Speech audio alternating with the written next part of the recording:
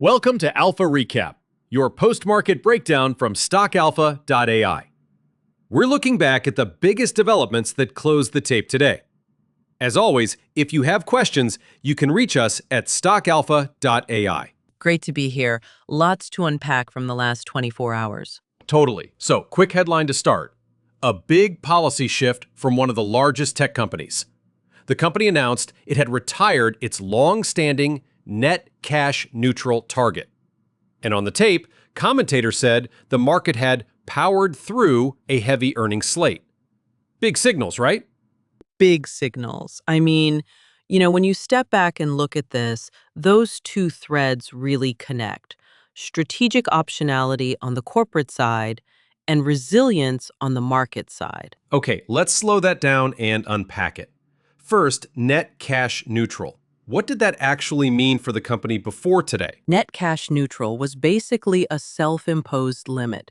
Don't run long-term net debt. Excess cash went to buybacks and dividends rather than big balance sheet heavy deals. Retiring that target removes a formal cap on running net debt. That changes the playbook. So, practically, what did retiring the target enable? Like, could they do a mega acquisition immediately? In theory, yes, the door is open, but execution takes time. They could use cash on hand, issue debt, or offer stock as consideration. Each choice has trade-offs for liquidity, leverage, and shareholder dilution. Right. So cash finance deals would shrink balances, debt would raise leverage, stock deals could dilute. All straightforward, but the market reaction was interesting even before any deal was announced. Exactly. Analysts quickly framed the move through an AI lens, the idea being a transformational AI acquisition could accelerate device-level AI and services revenue. That repriced expectations even without a formal target being named. So what really stands out here is the strategic rationale tied to AI. Right. The company has been building silicon and software for AI for some time. A big purchase could speed integration across products and open subscription or services pathways. But big equals risky. Integration, execution, and paying too much were all raised as concerns. And we have to remember regulatory risk. Large tech deals still face elevated antitrust scrutiny globally. Yeah, that tracks. Any transformative acquisition would likely trigger close review and could be delayed or altered. That's part of why some analysts argued this is optionality more than an imminent deal. Let's pivot to the powered through narrative. Commentators said the market handled a heavy earnings calendar and the tape held up. But they warned that resilience isn't the same as safety. How did you read that? The phrase powered through meant headline indices rallied, or at least held steady, despite lots of earnings and a few misses. Some beats came in, and that steadied sentiment.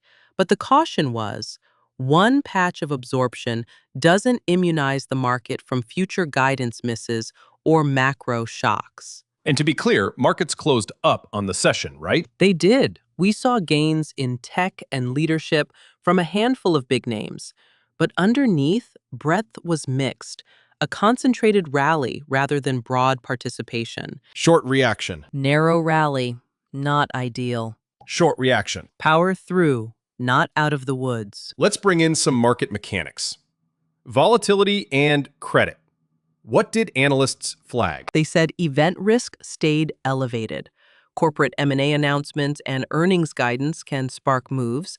Practitioners watch volatility indicators like the VIX, credit spreads, and breadth measures to see if the rally is durable or just a few leaders carrying the index. There was a partial metric mentioned on one report, something like just under 3%. But Alpha noted that figure was fragmentary. Yeah, there was a reference to just under 3% in the early coverage. But the point Alpha made is that those snippets were incomplete. You need the fuller context, sector-level guidance, sequential trends, before drawing big conclusions. Okay, big picture implications for different investor types. Quick hits. Long-term investors first. Long-term investors should view the policy change as expanding optionality for strategic M&A, especially in AI. But they should parse management's rationale and potential targets carefully. Optionality is valuable, but actual deal execution is what matters over the long run. Income and buyback-focused investors? They got a signal that buybacks might be less sacrosanct. If capital shifts to acquisitions, buyback cadence could slow. That matters to anyone who relied on buybacks to support earnings per share growth. Active traders and event-driven folks? Expect more dispersion and event-driven volatility, both an opportunity and a risk. Filings, rumor flow, and volatility spikes will matter more. Traders will likely have to be nimble. Fixed income investors? If big tech leans into debt finance deals, corporate debt supply and credit spreads could shift. Credit investors will watch leverage ratios and rating agency commentary closely. Short reaction. More cross-market implications than people realized. Let's highlight the debates, where analysts agreed and where they diverged. On agreement, everyone said retiring the net cash neutral target mattered. Even if no deal happens tomorrow, it changed optionality and investor expectations. On disagreement, timing and magnitude. Some think a big AI deal is near term. Others think this is long-term flexibility. And then there's the net effect on shareholder returns. Two camps, right? Exactly. One camp highlights upside, accelerated AI-driven growth, and a potential re-rating. The other cautions about trade-offs, fewer buybacks, potential dilution or higher leverage, which could pressure near-term earnings per share. So what should people actually watch next week and beyond? Monitor corporate disclosures, 8Ks and press releases from the company. Watch earnings guidance from other bellwethers. Track breadth measures, the VIX, and credit spreads. Those will tell you whether resilience is broad-based or concentrated. And an important practical note, none of this is a recommendation. We're sharing analysis and data for informational purposes only. Right. Analysts note risks and trade-offs. This isn't personalized advice.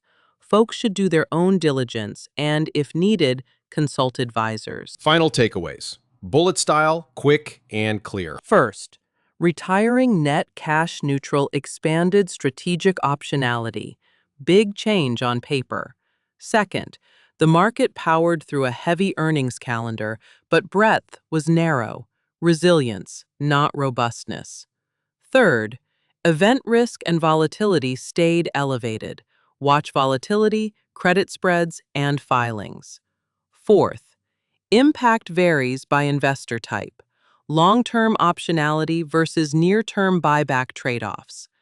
Honestly, I was a bit surprised by how fast analysts priced in an AI M&A narrative. But again, optionality doesn't equal action. Yeah, that tracks. Timing and execution will tell the real story. All right, that's our recap. If you have questions about anything we covered today, head to stockalpha.ai, where you can ask us directly and we'll answer live. For more market analysis and insights, visit stockalpha.ai. Thanks for listening. Thanks. Catch us next time. And remember, this is informational content only, not investment advice.